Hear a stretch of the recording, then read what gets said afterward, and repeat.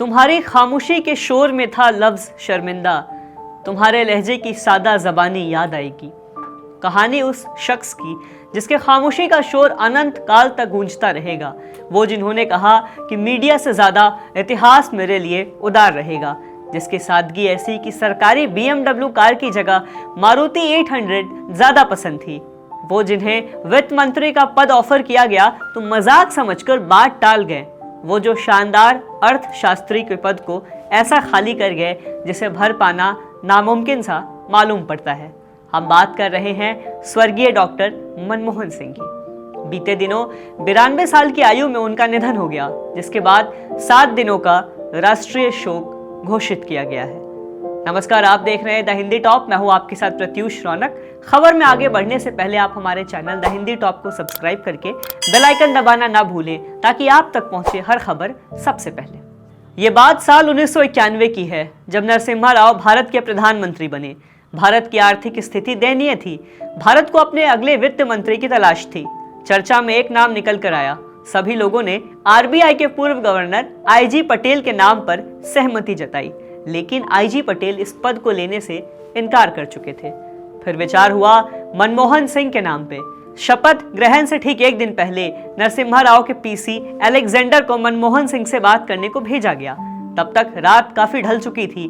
20 जून 1991 के देर रात मनमोहन सिंह नीदरलैंड से लौटकर सो रहे थे। अलेक्जेंडर ने उन्हें फोन किया और बताया वो तुरंत उनसे मिलना चाहते हैं। उसी रात अलेक्जेंडर मनमोहन सिंह के घर पहुंचे और नरसिम्हा राव की सरकार में वित्त मंत्री का प्रस्ताव रखा।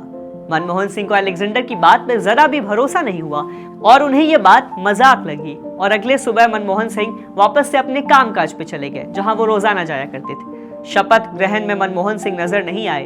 तब तक उनकी खोजबीन शुरू हो चुकी थी। उन्हें फोन किया गया, उनसे पूछा गया कि क्या वो अगले वित्त मंत्री के तौर पे शपथ लेने आएंगे। मनमोहन सिंह को यकीन तो नहीं हुआ। फिर फोन पे उन्हें कहा गया कि वो अपने घर जाके तैयार होकर शपथ ग्रहण समारोह में शामिल होने आ जाएं। अशोका हॉल में शपथ ग्रहण के लिए मंच सजने को तैयार था। कार्यक्रम में मौजूद लोग चकित हो गए क्योंकि मनमोहन सिंह तैयार होकर पहली पंक्ति में बैठे हुए थे। समारोह में मनमोहन सिंह को वित्त मंत्री का पद नहीं सौंपा गया, लेकिन शपथ समारोह के बाद उन्हें बतौर वित्त मंत्री नॉर्थ ब्लॉक ऑफिस में काम करने को कहा गया। बाद में प्रेस रिलीज जारी करके डॉक्टर मनमोहन सिंह को आधिकारिक तौर पे वित्त मंत्री के पद पे काम सौंपा गया। Rest is history.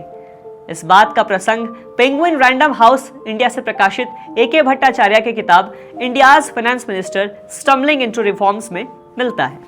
Manmohan Singh का जन्म 26 सितंबर 1932 को पंजाब के झंगवाली गांव में हुआ, जो अब पाकिस्तान का हिस्सा है। उनका परिवार एक सामान्य सा व्यापारी परिवार था। विभाजन के समय उनका परिवार पाकिस्तान से भारत आकर बस गया। इस कठिन समय में मनमोहन सिंह को जीवन की कठिनाइयों से संघर्ष करने की प्रेरणा दे डाली। उनकी शुरुआती शिक्षा पाकिस्तान में हुई। इसके बाद उन्होंने पंजाब विश्वविद्यालय से इकोनॉमिक्स में अपनी डिग्री हासिल की। उसके बाद कैम्ब्रिज यूनिवर्सिटी से MA की डिग्री और फिर ऑक्सफोर्ड यूनिवर्सिटी से PhD की। उनके शिक्षा ने उन्हें एक उत्कृष्ट अर्थशास्त्री बनाया। जब वो लंदन में पढ़ते थे, उन्होंने तब का एक वाकया बताया। कहा कि लंदन की सर्दी में भी वो ठंडे पानी से नहाते थे क्योंकि गर्म पानी के नलके के पास भीड़ लगी होती थी। वहां के लोगों को वो अपने बाल नहीं दिखाना चाहते थे, अपने लंबे बाल नहीं दिखाना चाहते थे।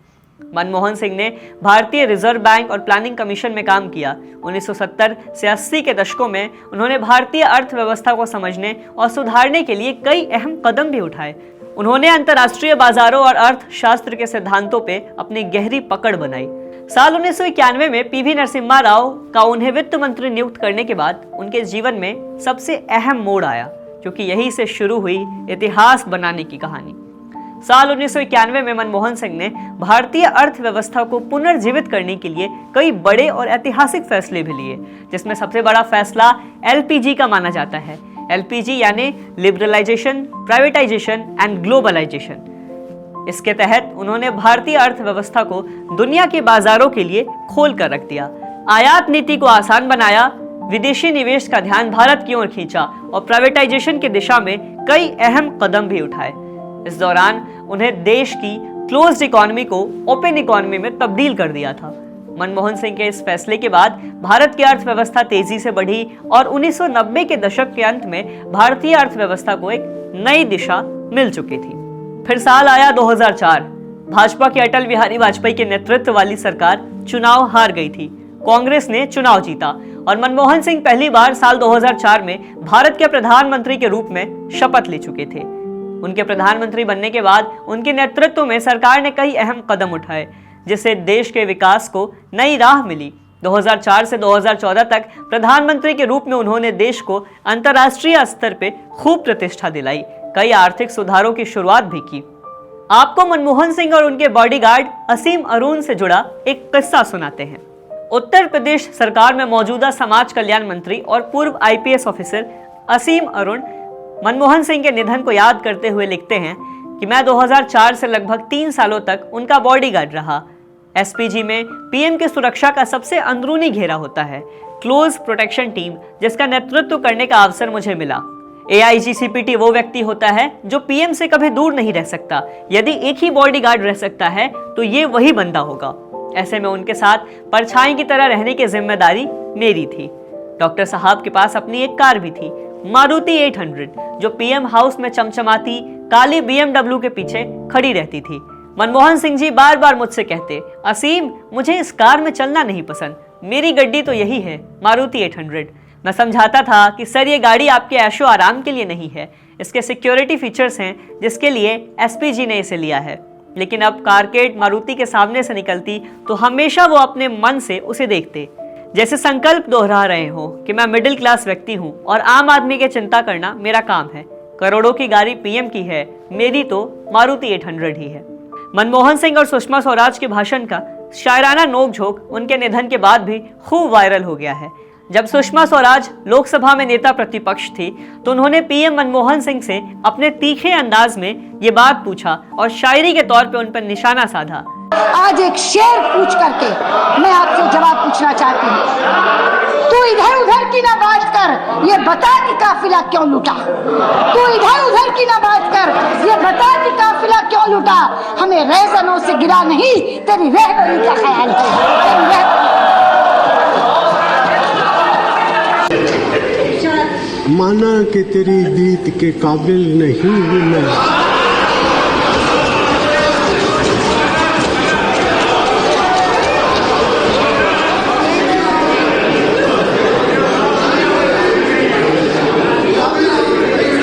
माना कि तेरी दीद के काबिल नहीं हूँ मैं, तू मेरा शौक तो देख, मेरा इंतजार देख।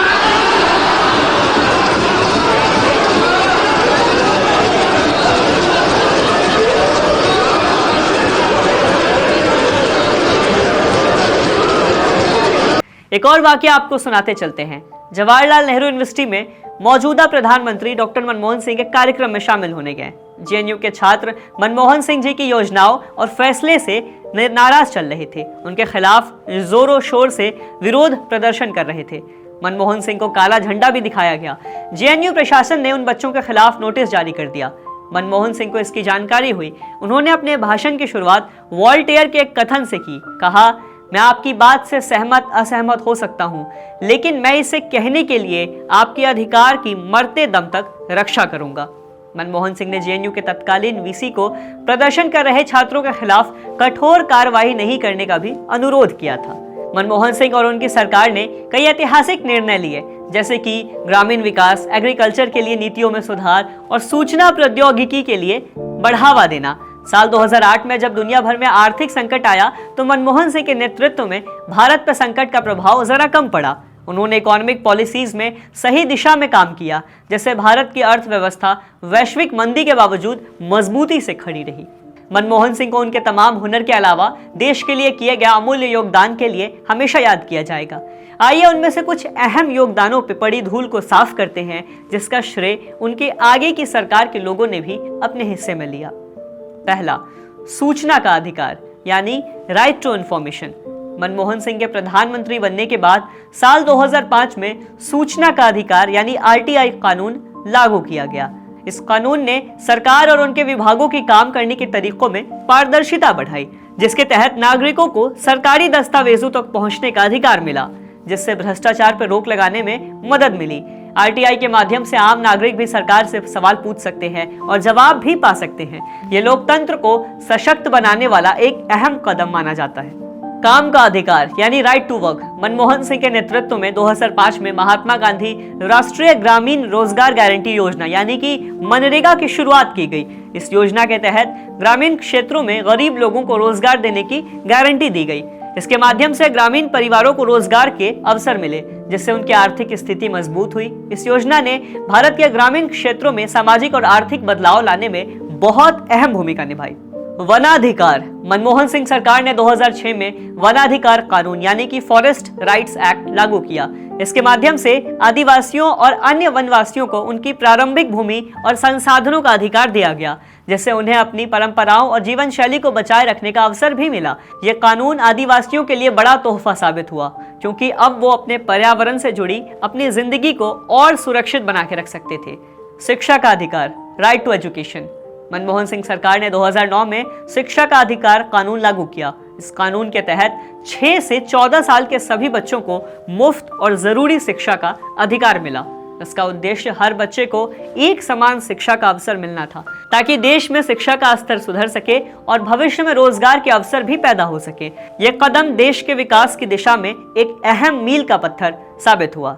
भोजन का अधिकार यानी right to food Manmohan Singh सरकार ने 2013 में भोजन का अधिकार कानून लागू किया, जिसे राष्ट्रीय खाद्य सुरक्षा कानून नेशनल फूड सिक्योरिटी एक्ट कहा जाता है। इसका उद्देश्य सभी गरीब और वंचित लोगों को उचित मूल्य पर खाना प्रदान करना था।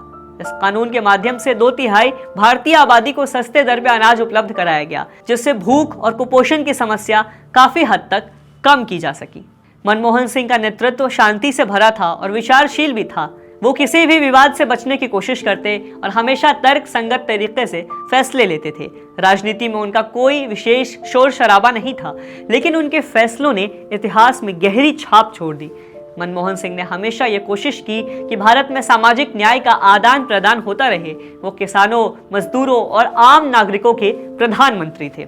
मनमोहन सिंह का जीवन, उनके संघर्ष और ऐतिहासिक फैसले भारतीय राजनीति और अर्थव्यवस्था के लिए यादगार अध्याय हैं। उन्होंने भारत को एक नई दिशा दी और उनके फैसले आज भी हमारे देश के विकास के सहायक बने हुए हैं। उनका नेतृत्व और सोचने की क्षमता उन्हें एक महान नेता के रूप में स्थापित करती है। फिलहाल इस वीडियो में इतना ही। वीडियो पे अपनी राय कमेंट करें। वीडियो पसंद आया हो तो जरूर शेयर करें। सब्सक्राइब करें द हिंदी टॉप। साथ ही हमें एक्स यानी ट्विटर, फेसबुक और इंस्टाग्राम पर भी जरूर फॉलो करें।